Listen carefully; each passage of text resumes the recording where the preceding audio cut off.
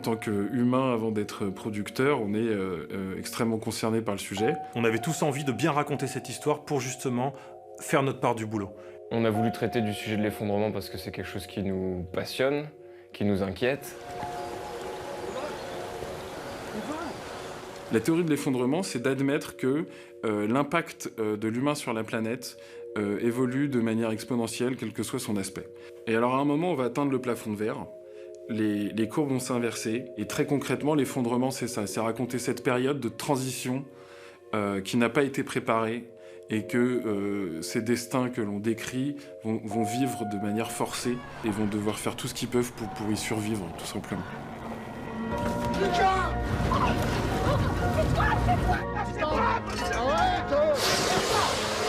Vous pouvez pas faire que ça nous ce jour.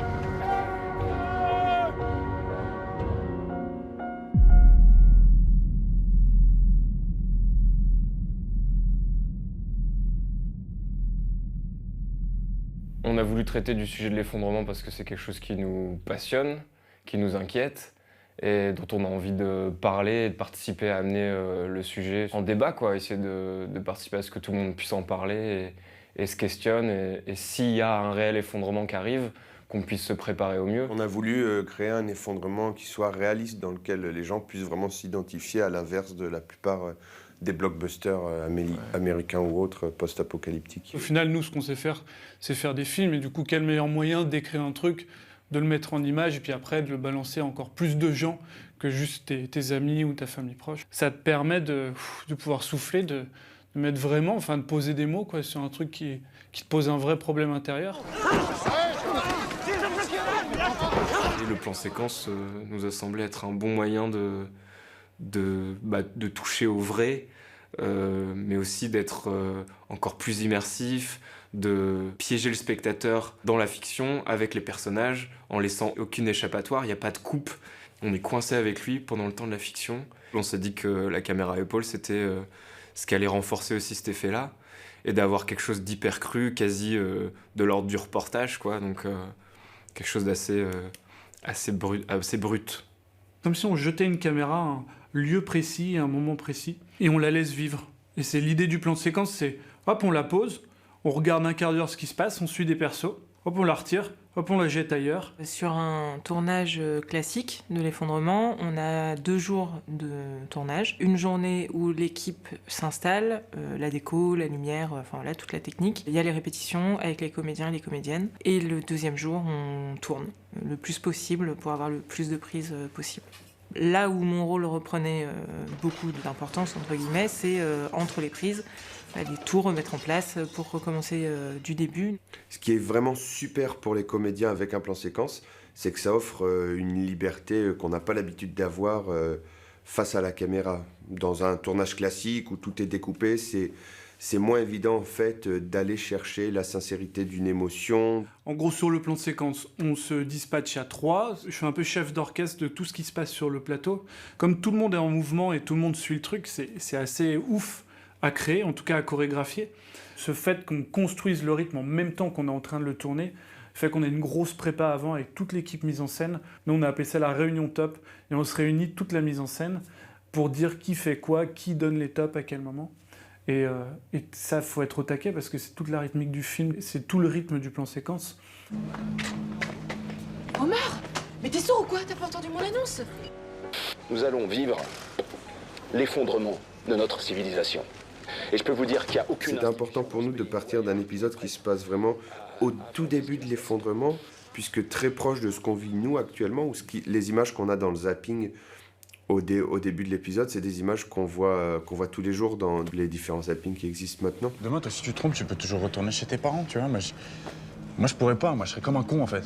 Dans la tête d'Omar, lui, il y a toujours cru, il a beaucoup parlé avec elle, mais il est dans le déni complet. Dans sa tête, c'est non, j'ai construit une situation, j'ai mon appartement, j'ai mes études, j'ai mon boulot. J'y crois pas, en fait. Je peux pas. On a les chiffres en tête, on connaît les enjeux, on sait que notre monde possiblement court à sa perte, qu'il y a un effondrement possible. Et pourtant, on n'agit pas comme on pense qu'il faudrait agir, quoi. C'est-à-dire se préparer, à vivre un effondrement. Je suis désolé, monsieur, c'est ma collègue, elle va s'occuper de vous. Tu vas où Omar, tu vas où Tu vas où Bah, peut-être que Juliette et Simon ils sont trop au même niveau, faudrait que Juliette tu recules un peu ou inversement, mais. Et après, ce qui était dur aussi au cadre, c'est que de temps en temps, je me prenais des gens. Des fois, je me prenais des figurants, je me prenais les éléments de décor. Ça, c'était hyper dur, mais heureusement, il y avait une équipe de machinaux qui était assez balèze, qui me poussait tout le monde et tout, que moi, je vois pas, parce que je vois pas tous les gens qui me suivent quand je cadre, et c'est vachement drôle de voir les images de making of d'ailleurs pour ça. Là, la particularité, c'est l'espace. D'aller des caisses jusqu'au quai de déchargement, à travers les frigos, les portes en métal, etc. Et qu'il y a quand même 25 rôles. Alors j'ai fait un truc qui bouge, comme un caddie. Donc là, c'est un peu comme si je faisais mes commissions. Et après, ils vont travailler à 2 perches pour passer d'un lieu à l'autre, faire des avant, des arrière-plans et faire genre d'un côté de la porte, de l'autre côté de la porte, la reprise pour pouvoir devancer. Parce que si on reste un peu scotché derrière la caméra tout le temps, au moment des passages de porte et des lieux, on est en retard sur l'action. Les garçons voulaient qu'on sente déjà un manque, que le supermarché n'a pas été réapprovisionné, tout ce genre de choses. Sauf qu'il passait dans beaucoup de rayons. Donc on s'était imaginé que peut-être dans l'allée principale, on recréerait un rayon qu'on puisse un peu mieux gérer celui-là. Là, on a une dizaine d'employés aujourd'hui et demain avec nous. Ils n'ont pas l'habitude de faire du tournage, mais ils connaissent le magasin, donc ils nous aident à tout déplacer et à mettre le décor en place, en fait, comme pour que ça corresponde au scénario. Il suffit de regarder les rayons qu'on a déjà vidés et on a l'impression que c'est des rayons qui ont été pillés par les clients, quoi. C'est la fin du monde. Je veux dire, chacun va venir ici faire ses courses. 3 paquets de lentilles et du chocolat. Ok. Un menu 5 litres.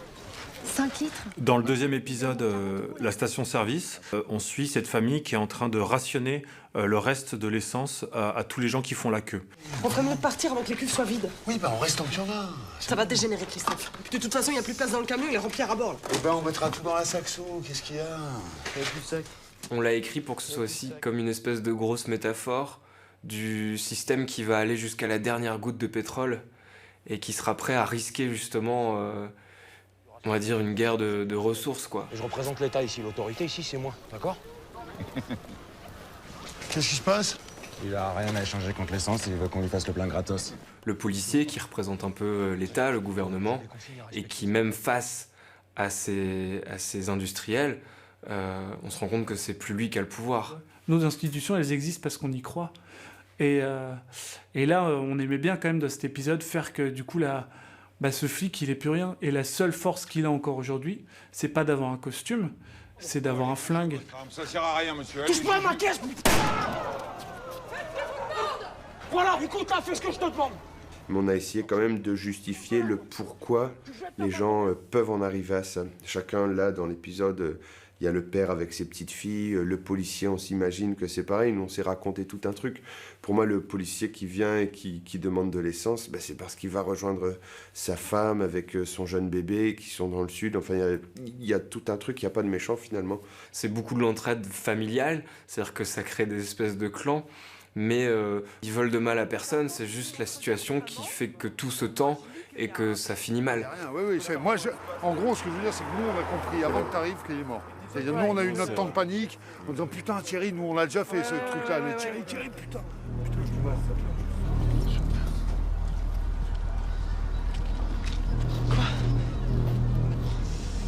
Christophe, putain. Arrête. Attends, Marianne. Thierry!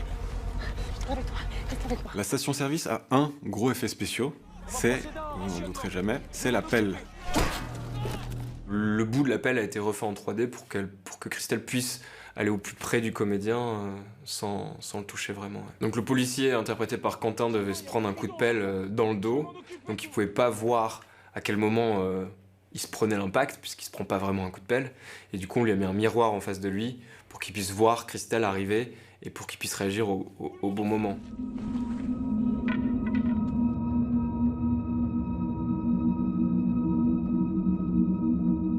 Donc Moi, je suis conseiller technique armes, je m'occupe des armes à feu. Donc là, on va avoir Quentin, notre comédien qui joue un policier, qui va sortir de sa voiture. Il va y avoir un petit échauffouré. D'abord, il va tirer un coup de feu de sommation en l'air. Et ensuite, il va y avoir un petit échauffouré où il va être pris à partie. Il va se débattre, il va se retourner et là, il va abattre quelqu'un. C'est tout simple, c'est des petits détaux sur des plaques en métal, d'accord, avec une capote remplie de sang. Le tout est fait, ça fait une pochette en fait grosse comme ça. Qu'après je colle, j'affaiblis le tissu, je colle à l'arrière avec du gaffeur et c'est déclencheur électrique avec une télécommande. On avait comme référence de la station Children of Men. Et du coup, on voulait montrer un monde un peu sale, vide. Dès que les gens arrivaient pour piller la boutique, on a fait fliquer des projecteurs et densifier l'ambiance pour montrer que les gens bousculent les choses et cassent et dégradent très vite le lieu.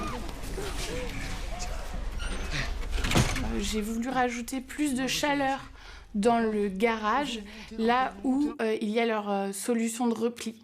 C'est pour ça que j'ai mis une lumière très orange, chaude, pour rassurer inconsciemment le spectateur et qu'il se sente plus en sécurité que dans la boutique. Et le but du jeu était de surprendre encore plus le spectateur quand ils se font avoir au twist de fin.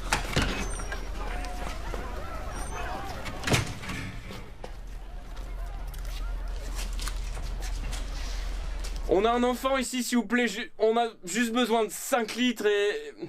Parle aux gens, tu leur demandes s'ils ont...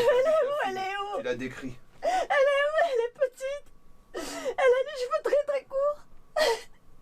Je la trouve plus, elle est là. Allez, j'arrive. Dire, même si c'est un peu vénère, mais on voit il y en a qui sont par deux ou qui se battent par deux aussi, et du coup pour qu'il y ait une interaction quoi. Vas-y, chope-le. Lâche ça. C'est à moi. Mais non, arrête. Putain. J'ai fou quand Il y a un des deux Pascal qui se fait le mec qui se fait jeter sur le côté. Tiens, encore des bidons. Mais prends n'importe quoi, on s'en fout, les bidons. Du lave-glace et du liquide lave-glace. Mais non, on s'en fout du lave-glace. Prends des trucs nécessaires. Mais en fait, tu comprends rien, dépêche-toi, on n'a pas le temps, là. Ok. La direction d'acteur, elle a été pas forcément toujours évidente du fait qu'on soit 3, mais on a quand même essayé de se répartir vachement les tâches. Moi, comme je suis au plus près des comédiens avec la caméra, que j'entends tout, je vois tout, etc., on essayait de privilégier que ça passe par moi. Mais des fois, le manque de temps faisait que on se répartissait un peu les personnages, ou alors on débriefait juste après une prise. Et ensuite, on se disait, ok, toi, tu vas informer tel comédien, toi, tel comédien, etc. On est conscient que des plans séquences, en fait, ça se repose sur le jeu des comédiens. Et on a eu vachement de chance d'être entouré par des comédiens aussi géniaux qu'on a eu. Et puis des moments magiques où d'un coup, tout le monde avait compris ce qui se passait et puis ils donnaient tout. Et le plan séquence, je pense aussi, les a aidés à ce qu'on sente une énergie et à ce que tout le monde croit à ce qu'on fait, une espèce de montée en puissance dans le jeu. Restez un petit peu avec John, d'accord ? Pour moi, l'idée de base, c'est de travailler dans le présent. Et ce que je voulais, c'est qu'on n'ait pas l'impression ni d'un truc futuriste, ni d'un truc... qu'on sente tout et qu'on sente la vraie vie. On a à chaque fois touché des milieux différents. Des milieux différents, donc des couches sociales différentes. Je veux dire, on part de la station-service avec des gens lambda, on passe par le milieu de la recherche, on passe par une ministre, on passe par une émission de télé. Ce qui est intéressant, c'est que ça touche tout le monde, c'est ça. C'est de montrer que ça touche tout le monde. Clémence, la chef-op, elle me parlait de lumière et elle me parlait couleur. Et du coup, le travail en commun est d'aller ou dans le même sens, ou de contraster pour avoir justement des profondeurs.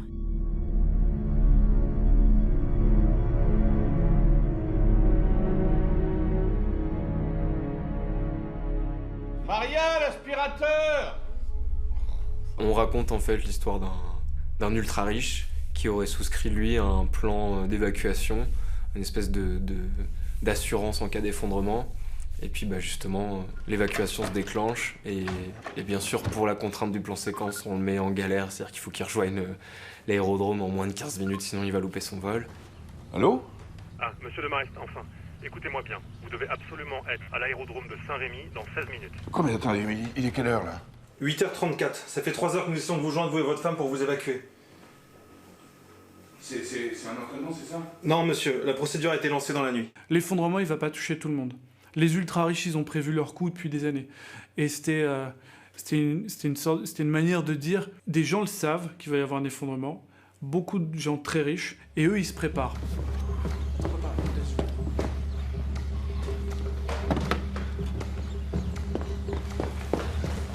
On s'est dit que le tableau qu'on avait, il était encore pas assez grand.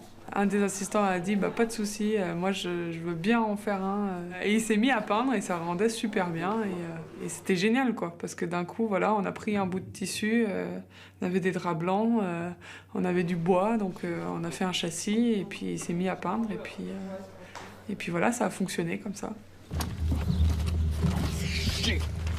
Bon allez, en route Pascal. Il est intéressant parce que c'est à la fois un salaud, puisqu'il s'échappe, on le voit qu'il est prêt à écraser des gens sur la route. Il part, en plus, il est cupide puisqu'il veut partir avec ses tableaux. Le tableau, il est trop gros, il n'est même pas sympa avec son chauffeur qui lui demande où est-ce qu'il va pour mettre sa famille, enfin... Laisse-moi. Tu peux pas venir. Qu'est-ce que tu comprends pas là-dedans, bordel? Je vais dans un endroit où tu peux pas aller. Allez, Pascal, on y va. Laurent, s'il te plaît. S'il te plaît. S'il te plaît, mais t'es... Et en même temps, on avait envie de montrer que même ces gens-là, ils sont humains. Et c'est pour ça que c'est super d'avoir fait ça avec Thibaut, qui est quelqu'un qui s'est investi dans cette direction-là pour rendre le personnage drôle et charismatique, en fait. Et ça fonctionne, et parce qu'il en devient pathétique, ridicule, et il est touchant, finalement, dans sa connerie, dans son envie de s'en sortir. Bon, éteignez-moi ça, là. Les mesures qui ont été prises outre-Atlantique. Sur ce plan séquence, ça commence dans la maison qui est derrière moi et l'action se poursuit pendant encore plusieurs minutes dans une voiture. Et donc il y a un enregistreur avec un ingénieur du son dans la maison et lui après il peut pas suivre et rentrer et avoir tous les micros qui sont dans la voiture et les comédiens et la figuration qui est après. Donc on est obligé de se séparer en deux unités et moi du coup je suis dans le coffre pour faire la deuxième partie du plan séquence. Poussez-vous à pied. Allez, dégagez. Pardon, poussez-vous. Réponds, enculé, putain. C'est le genre de détail qu'à l'écriture on se dit ça va être facile. On prend un cascadeur, il se prend la voiture et puis voilà. Et puis finalement une fois que t'arrives en prépa et que tu te dis ok comment on fait concrètement, tu te dis attends on risque de péter la voiture de location, on risque de péter le pare-brise, on appelle des cascadeurs, ils nous disent ah ouais si tu te prends quelqu'un à cette vitesse-là, normalement tu pètes. Et finalement, on a dû le faire, il roulait pas trop vite. Donc on a placé le... Enfin, on a triché au cadre pour qu'on voit pas le moment de l'impact. Allez, avancez, Pascal.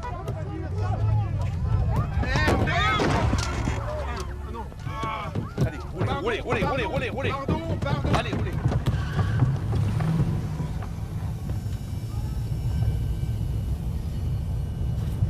Passez-moi la boîte jaune, là.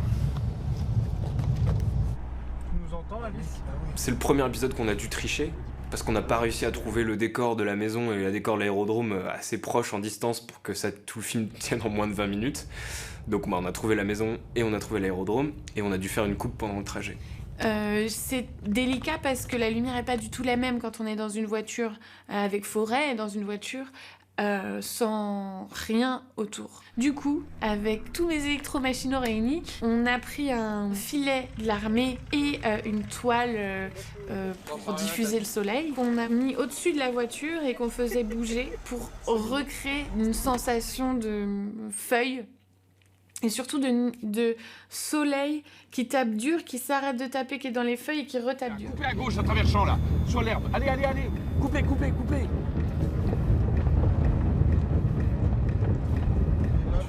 Ouais, arrête-toi. Et en fait, là, je pense qu'on va voir. Non, moi, peut-être. Il faut pas aller trop loin parce que Guy, il se recule. Ah. Et vous savez quoi, Pascal, vous êtes viré.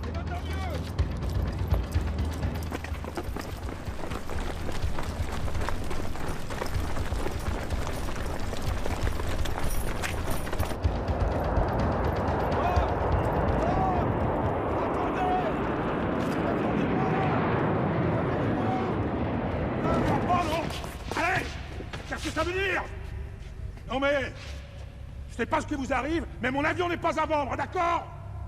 Bon, et maintenant je vais vous demander de me laisser tranquille, sinon j'appelle quelqu'un.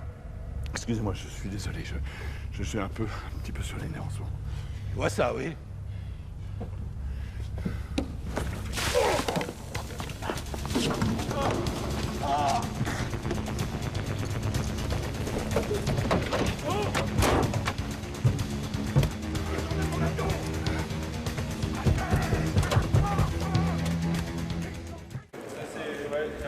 Bah là on a un souci, on a notre comédien qui vient de casser la vitre de l'avion. Il n'est pas du tout sûr de pouvoir décoller, l'avion risque d'être bloqué au sol. Auquel cas, écoutez, je ne sais pas comment on va faire, on est face à un vrai problème technique et qu'on ne peut pas solutionner, puis c'est des mécaniciens autorisés qui doivent travailler sur ce genre d'avion. On a vraiment vu ce moment où on s'est dit, bon, là c'est fini. On mise énormément sur le décollage, là. Décollage immédiat, demandez. Piste déjà engagée, autorisation refusée. Écoutez, je suis obligé de décoller maintenant. CS 210, stoppez-vous, je répète, stoppez-vous. CS 210, stoppez-vous, je répète, stoppez-vous, un atterrissage est en cours.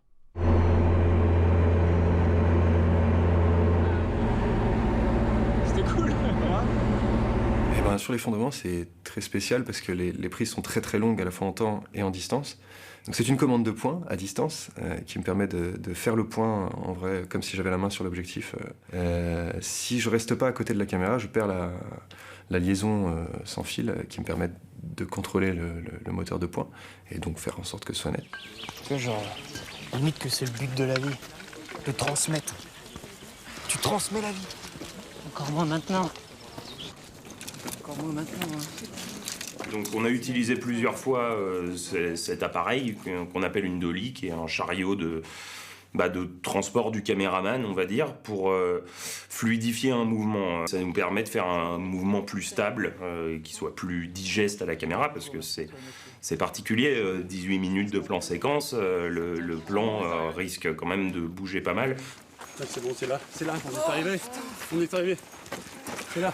Venez. Eh, t'oublieras pas, hein.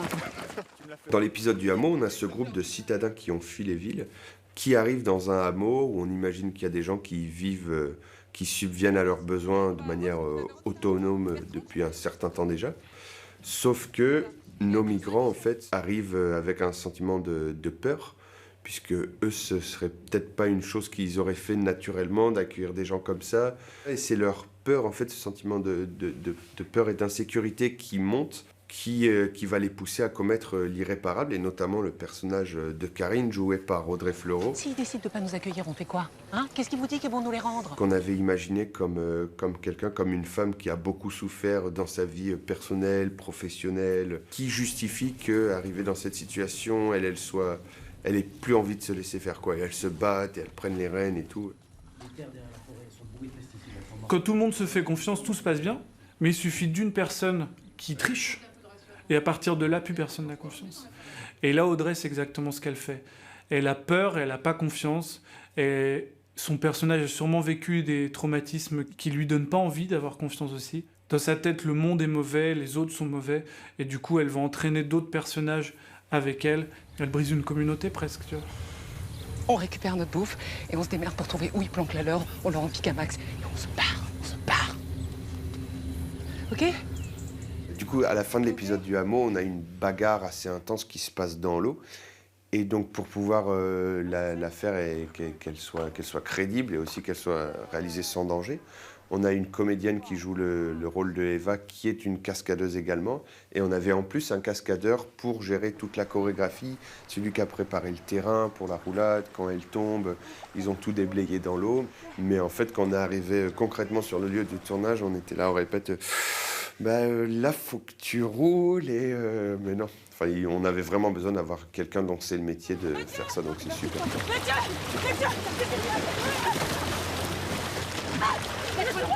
Laisse-moi t'expliquer.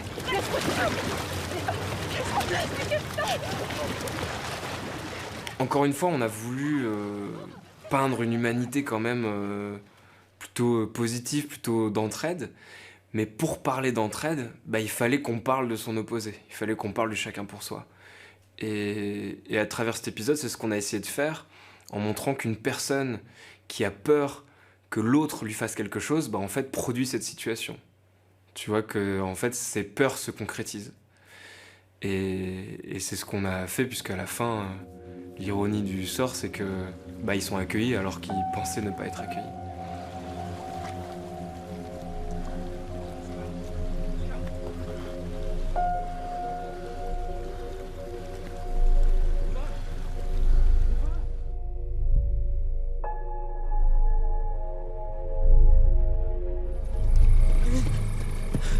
commence à bouillir. C'est pas possible, on est en non-stop. Ça devient trop dangereux, Amine. Tout le monde va se faire irradier. On n'est pas assez rapide. Dans l'épisode 5, la centrale, on suit un groupe de guerriers. C'est vraiment des guerriers parce qu'ils décident de refroidir à main nue, en portant des seaux d'une rivière jusqu'à un bâtiment, la centrale nucléaire, de refroidir la piscine de la centrale, qui ne fonctionne plus puisque l'électricité ne fonctionne plus, il y a un barrage qui doit être réparé. Ça vient de la turbine. Et il y en a pour combien de temps? Je sais pas trop, mais je t'assure qu'on bosse tous comme des fous là.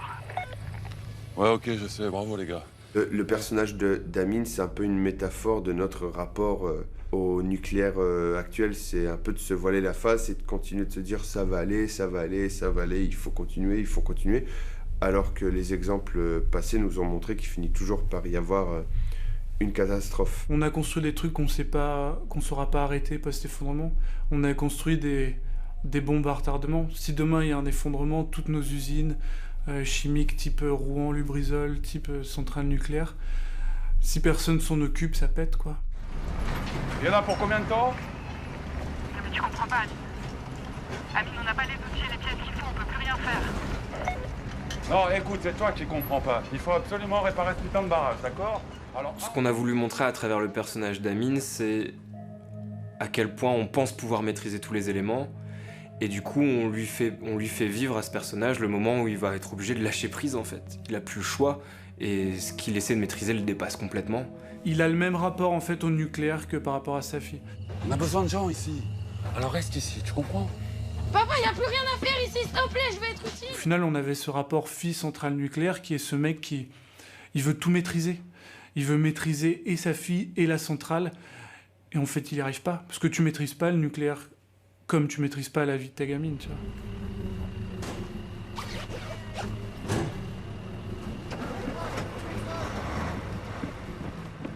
Sur la centrale, le terrain de jeu fait, je pense, on va dire 10 hectares.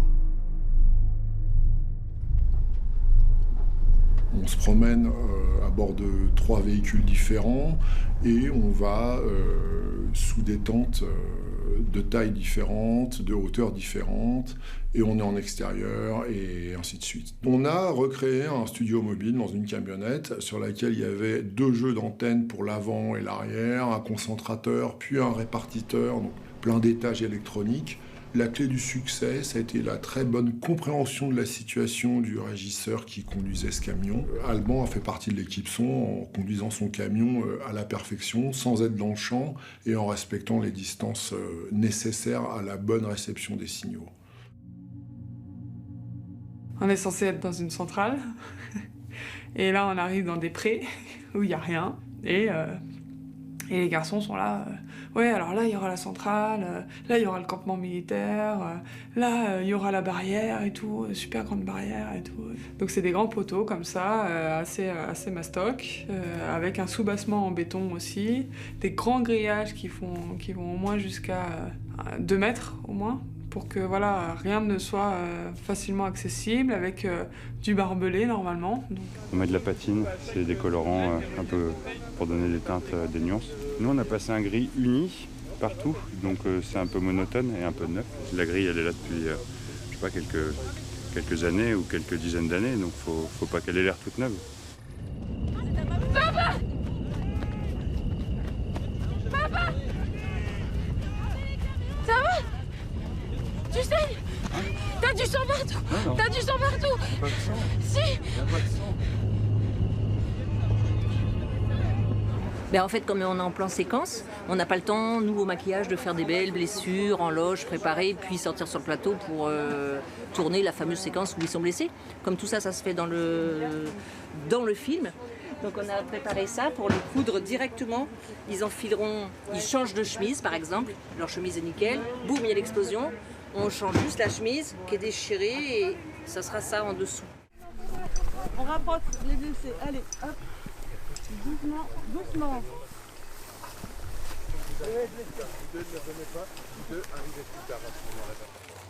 on a découvert que l'armée utilisait la même chose que les gens du BTP pour s'éclairer. Du coup, on a loué des ballons de l'armée.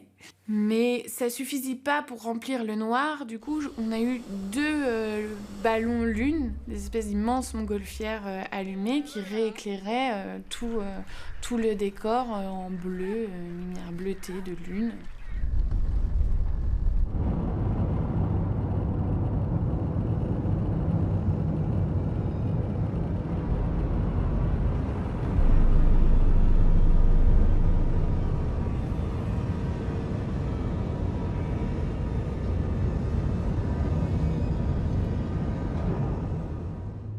Cet épisode, il parle aussi bien sûr d'entraide, puisque ça fait déjà une 40aine de jours que tout s'est effondré. On a vraiment essayé de créer un épisode qui soit hyper immersif, où il y ait de l'action, mais qui soit sans violence et qui soit vraiment les hommes qui s'unissent contre le monstre qu'ils ont créé en fait pour essayer d'endiguer le problème qui bien sûr est inévitable. L'ennemi, il n'est pas humain, l'ennemi, il est physique, et il est représenté par une centrale et une construction humaine. Et surtout, l'ennemi, il est aujourd'hui, là à notre époque, sans parler de post-effondrement. Il est déjà là, il y a déjà eu des problèmes de centrales nucléaires. Et là, on montre des gens qui se battent contre ça, post-effondrement, quand plus rien n'est fait pour tenir ces centrales, quoi, tu vois.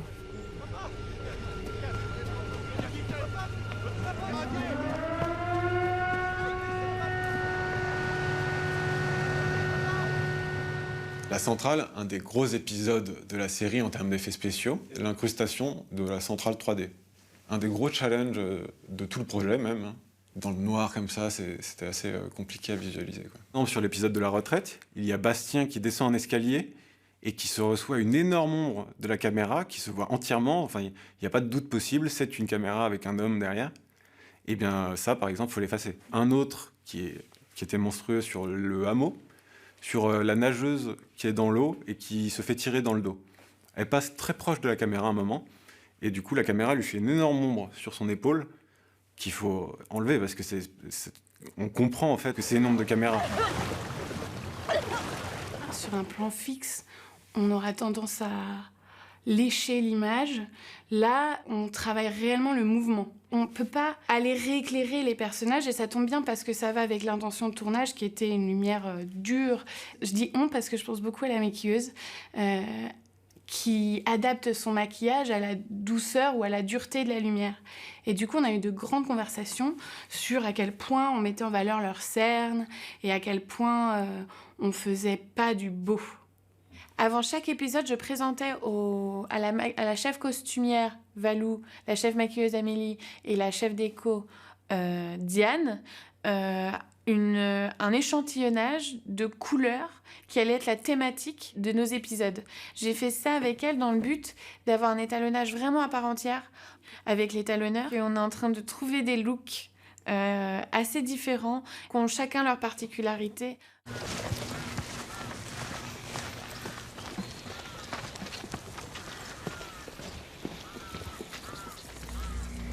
Bastien joue le rôle de Marco, qui est un aide-soignant. Il reste une quinzaine de pensionnaires dans une maison de retraite. Il sait qu'il ne pourra pas les sauver pendant des années et des années. Il sait qu'il est limité dans le temps, mais il le fait parce qu'il ne peut pas les abandonner. Merci Marco. Faut que j'aille terminer de préparer le déjeuner, mais on se voit tout à l'heure, d'accord? Je suis pas loin si t'as besoin. On a eu envie de parler d'entraide en fait et d'humanité, parce que ce personnage de Marco qui reste, c'est clairement un acte altruiste. Mais du coup, on le met face à une situation impossible, quoi. Et même un dilemme horrible. Enfin, nous-mêmes, on n'a pas de solution face à ça, mais on pose la question en le faisant vivre. Ouais, qu'est-ce qui se passe le jour où t'as plus de nourriture et tu dois choisir entre nourrir des enfants ou nourrir des vieux, quoi. Notre personnage, Marco, il refuse de les abandonner. Il préfère leur proposer d'en finir, quoi. L'intention n'était pas vraiment de traiter de l'euthanasie, mais plus de l'abandon et de laisser souffrir des personnes.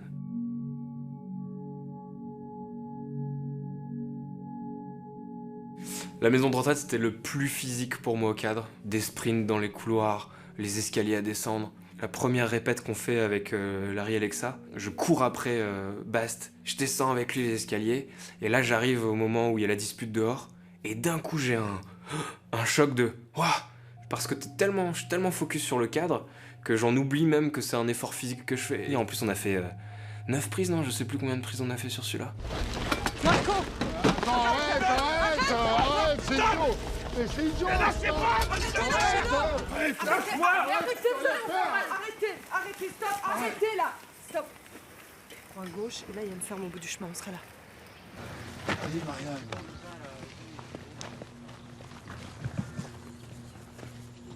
En fait, à la fin, je repars sur Bast et je m'éloigne et c'est cool. T'es tout seul et là, la détresse, c'est trop bien. Alors l'épisode de la maison de retraite, c'est pas un des épisodes qui était le plus facile à vendre au départ parce qu'il est peut-être moins impressionnant qu'un épisode comme celui de la station-service où il y a un peu plus d'action. Mais c'est un épisode auquel on tenait absolument puisqu'il parle de quelque chose qui se passe en marge de toute cette action, de tous ces gens qui se déplacent, qui cherchent à survivre, qui luttent les uns avec les autres. Et il parle vraiment d'une question universelle, d'humanité pure, de quel est mon lien aux gens, jusqu'où je suis prêt à aider et est-ce que même dans la pire adversité, je reste un être humain et je veux quand même aider la personne dont je m'occupe et aider les vieilles personnes.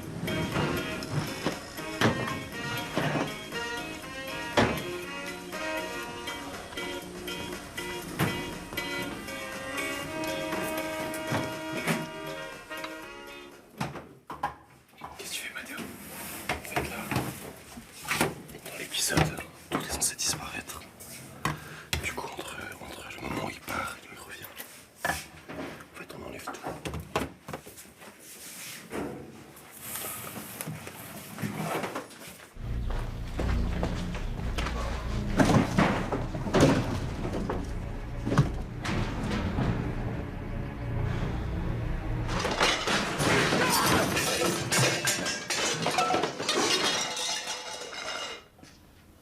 Ce qui est super avec le plan séquence, c'est que vu que tu as le temps et que t'es pas coupé, tu peux développer une émotion sincère en fait qui va grandir et qui va être logique par rapport à tout ce que va traverser ton personnage pour t'arriver à un instant T où il se passe quelque chose.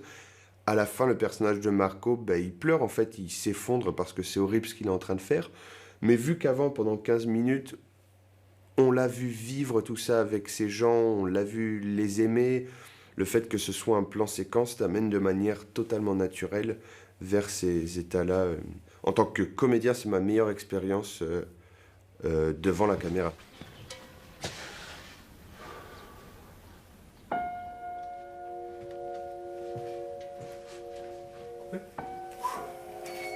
Coupé. Putain, la config est vachement mieux comme ça. Ouais, c'est ça plus va. la surprise, quoi. Mais je vais le faire plus tôt. De tout temps, la mort a été quelque chose de très présent finalement dans les rapports sociaux. Et donc on a eu envie de parler de ça et de l'abandon des personnes âgées. Le fait de les placer en maison de retraite, c'est pas comme ça dans toutes les cultures. Notre société actuellement, on est mis très à l'écart de la mort. On veut pas en entendre parler, même on met les gens dans des mouroirs, quoi. Il va falloir réapprendre à accompagner les mourants, à accompagner la mort, quoi. En fait, l'épisode de la maison de retraite, pour nous, c'était une façon de parler aussi de notre rapport aujourd'hui à la vieillesse, à ces gens qu'on laisse demain, quand ça sera l'effondrement, qu'est-ce qui va se passer pour eux?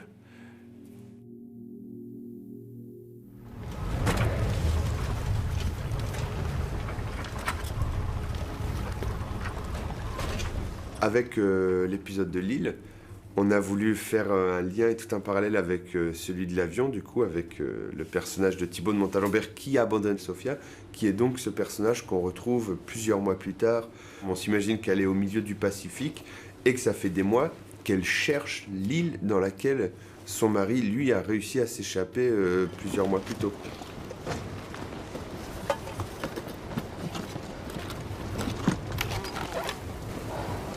On commence sur une femme qui est complètement aux abois sur une plage déserte. On sent qu'elle est menacée, qu'elle a peur. Elle ramasse quelques objets. Donc on suit la femme. On comprend pas trop encore ce qui se passe. Il y a une course-poursuite sur l'eau pour atteindre le voilier en premier.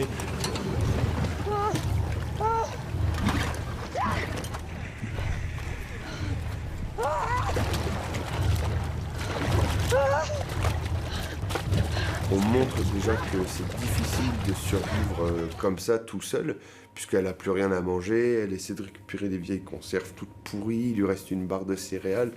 On voulait montrer qu'elle était très très fragile et qu'elle a vraiment besoin d'atteindre l'île rapidement, sinon elle risque de mourir. I'm alone. Please come and get me or give me your position.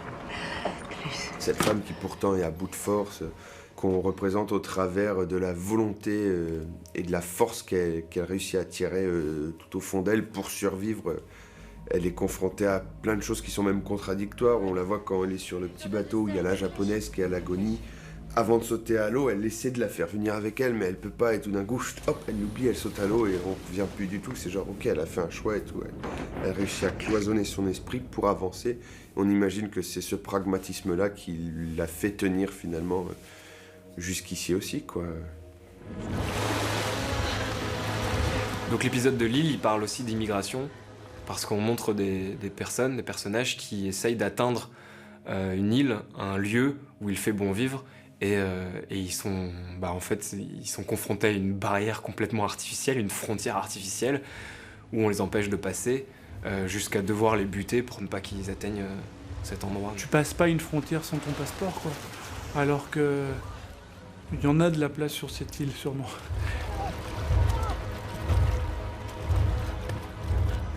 Ça a été un épisode vraiment particulier parce que on tourne dans un élément qui est la mer, qu'on ne maîtrise pas, qui est soumis aux aléas météorologiques.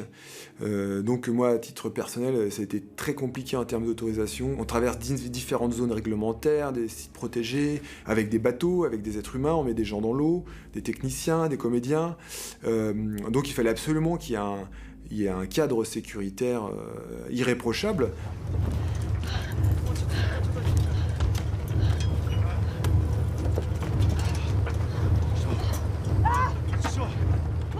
J'aurais pu me casser la gueule à l'eau. En plus, j'avais pas le splashback, j'avais pas le sac étanche. Parce qu'en fait, c'est trop galère de cadrer avec ce truc-là. J'ai trop de reflets, je vois pas ce que je fais. Et c'était le seul moment du plan où on pouvait ne pas l'avoir. Je me suis dit, vas-y, il faut qu'on le fasse sans parce qu'il y a des moments précis que je veux choper au cadre. Et heureusement, ouais, Mathieu me tenait, mais je me suis pas du tout cassé la gueule alors qu'on a eu 2 prises. Enfin, ça aurait pu tellement tourner au drame.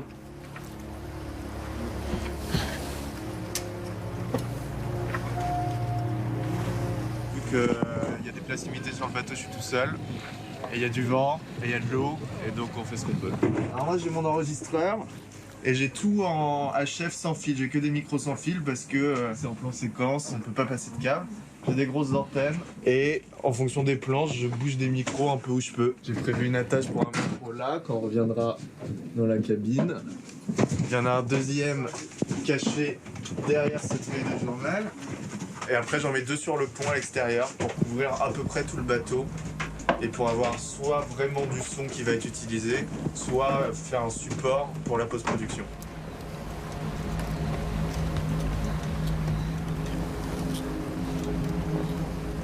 Les épisodes sont toujours sous tension, alors le moment où intervient le générique, c'est un moment où le public doit se reposer. Ça y est, on a le fin mot de l'histoire. Le générique, on l'a fait dans un premier temps. Il voulait quelque chose qui soit une sorte de respiration à la fin de chaque épisode. Alors il y a beaucoup de mélancolie, parce que c'est ce qu'elle veut, la série veut déclencher quelque chose de triste chez le spectateur. On voudrait l'éviter, l'effondrement.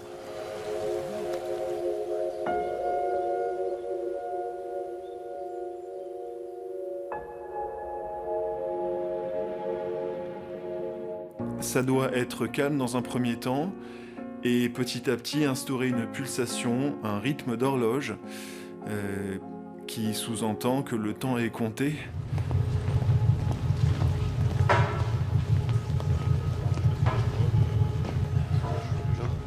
À force de creuser tous ces sujets sur l'effondrement et ces thématiques, t'as forcément envie de passer à l'action.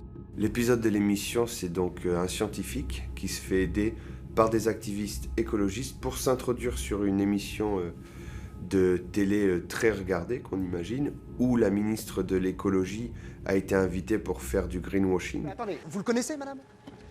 Oui, c'était un collègue. Ah, On a des retrouvailles alors. Pour nous, la série, on y voyait un début, une fin, tu vois, on a une boucle. Chaque épisode est de plus en plus après l'effondrement, et notre dernier est avant l'effondrement. C'était important pour nous que cet épisode soit là et boucle la série pour ramener l'effondrement au côté contemporain. Je pense qu'avec cet épisode, on a voulu parler, de traiter aussi de l'urgence qu'il y a à changer de direction. Et que malgré qu'on ait de plus en plus de mouvements activistes, en fait, ça risque de pas être suffisant. Et nous, ça nous fait flipper. On fait un flashback de l'effondrement et on montre ce qui s'est passé juste avant l'effondrement, qu'il y a des gens qui ont essayé de prévenir qu'il y aura un effondrement, mais on l'a pas évité pour autant. Vous mentez éhontément au public, à l'opinion publique, je suis désolé, hein. C'est irresponsable, Sophia. L'enjeu du personnage dans l'émission, prévenir les gens qu'un effondrement est sur le point d'arriver. C'est un acte altruiste qu'il fait. Et il lance un deuxième appel qui est plus envers les gouvernements, qui est que s'ils n'engagent pas dans l'immédiat un effort de guerre vers un monde plus durable, eh ben, tout va s'effondrer dans l'immédiat. Et donc on voulait montrer avec ce personnage que c'est déjà le cas en fait. On a déjà des lanceurs d'alerte environnementaux et sociétaux qui prennent la parole dans des émissions comme ça. C'est ce cri sans voix qu'on avait envie de transmettre avec cet épisode. Parce que ça fait 50 ans qu'on leur dit. Hein. Ça fait 50 ans, depuis les années 70, depuis le rapport Meadows en 72, rappelez-vous. Hein. Et toutes les années, le GIEC ne cesse de vous le rappeler également. Tiens, c'est lui. Bouge-moi, toi.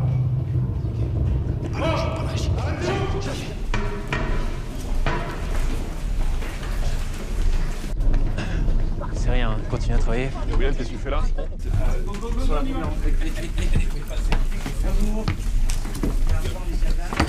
Je mets la casquette parce que je suis censé être réalisateur. Ok, donc on est dans la régie du plateau en question où on tourne.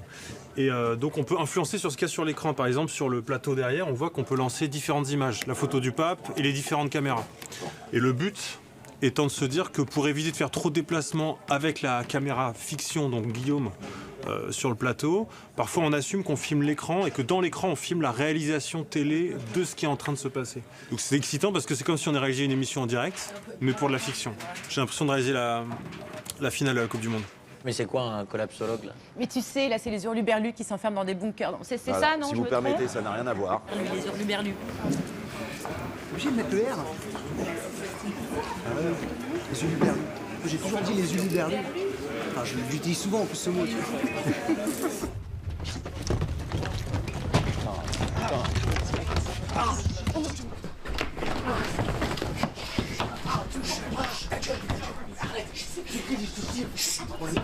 Allez, Jérôme, vous me le dégagez.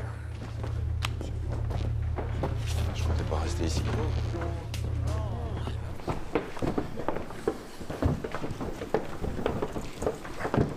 Ces gens qui se battent et qui sont investis et qui ont envie de faire changer les choses, ils y croient.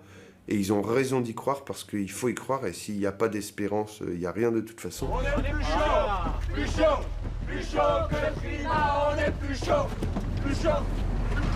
Et on avait quand même envie de partir sur une note positive, quoi. Enfin, et cet épisode était hyper important et ce monologue était hyper important pour nous. Si on a bien voulu dire un truc dans cette série, c'est Jacques qui le dit dans son monologue. Il ne tient qu'à nous. On n'évitera pas l'effondrement, mais on peut y survivre. C'est une fin d'épisode. Et c'est une fin de tournage.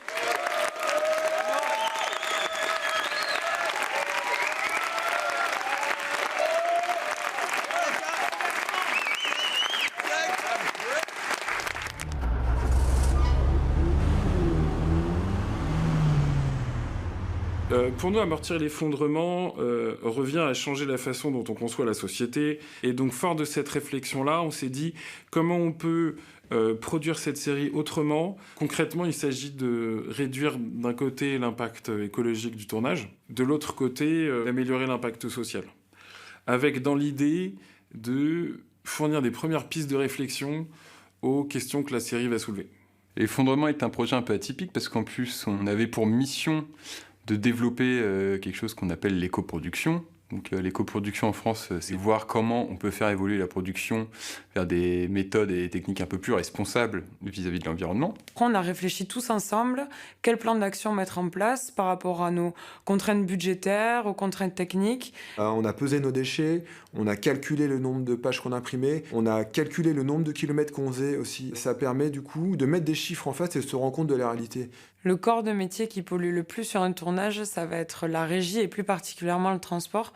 Donc on a mutualisé les déplacements, on avait beaucoup de minibus. Les réalisateurs, je sais, voulaient une régie 100% végétarienne. C'est pour ça que sur l'effondrement, on a beaucoup privilégié du vrac, du bio, du local, de saison. Par rapport à un tournage classique, l'effondrement, ça a été une économie de plus de 5500 bouteilles d'eau individuelles, ce qui a baissé notre impact carbone sur le tournage. On est sur un tournage éco-responsable. Donc, on essaie d'éviter le plus d'emballage plastique. Donc, on passe au vrac. Sur ce film, du coup, on travaille avec Day by Day. Donc, ils nous ont fourni des pommes séchées, du chocolat, des fruits secs, voilà. Et nous, on les met juste dans des contenants en verre parce que c'est mieux que le plastique. On a des solutions éprouvées qu'on utilisait, qu'on n'a pas remises en question, mais les coproductions nous a permis, je pense à tous les postes, de justement revoir sa copie pour, au final, parfois gagner en efficacité. On y est, t'as perdu, tu donnes. Non, c'était juste un pavillon en l'air. Non, t'emballes pas. Si on a voulu produire l'effondrement à la base, c'est surtout parce que c'était finalement le cri d'alerte de toute une génération vis-à-vis d'une situation qui ne semblait pas aller en s'améliorant. Nous, en tant qu'humains, avant d'être producteurs, on est extrêmement concernés par le sujet.